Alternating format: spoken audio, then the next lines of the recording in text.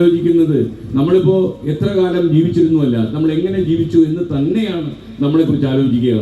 നമ്മൾ കടന്നുപോയി കഴിയുമ്പോൾ നമ്മുടെ കുട്ടികളെ നോക്കി ആരും പറയരുത് കള്ളൻ്റെ മക്കളാണ് പോകുന്നത്.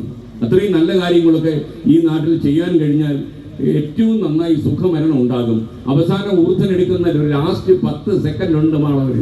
അവസാനത്തെ ഒരു 10 സെക്കൻഡ് ലാസ്റ്റ് ഒരു വലി നമ്മൾ വലിക്കും. വലി എന്ന് പറഞ്ഞ ഒരു ചില്ലറ വലിയല്ല കേട്ടോ.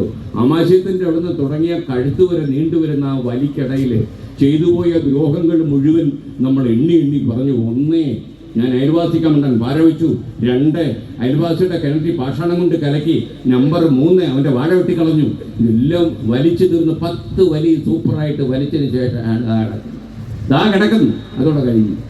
അപ്പോൾ അതുകൊണ്ട് ആ അവസാനത്തെ ഊർദ്ധൻ്റെ വലി നിങ്ങൾ എപ്പോഴും നോക്കുക. വലിച്ചു തീരുന്നൊരു ജീവിതം നമ്മുടെ മുന്നിലുണ്ട്. ഇരിഞ്ഞു തീരാൻ നമുക്ക് മാത്രമായിട്ട് ഒരു ലൈഫ് ഉണ്ടെന്ന് മനസ്സിലാക്കിയിട്ട് നമ്മുടെ അയലത്ത് താമസിക്കുന്ന ആളുകൾക്കും നമ്മൾ കണ്ടാൽ പരിചിത ഭാവം നടിച്ചു പോകുന്ന ആളുകൾക്കും എന്തെങ്കിലുമൊക്കെ സഹായം ചെയ്യുക.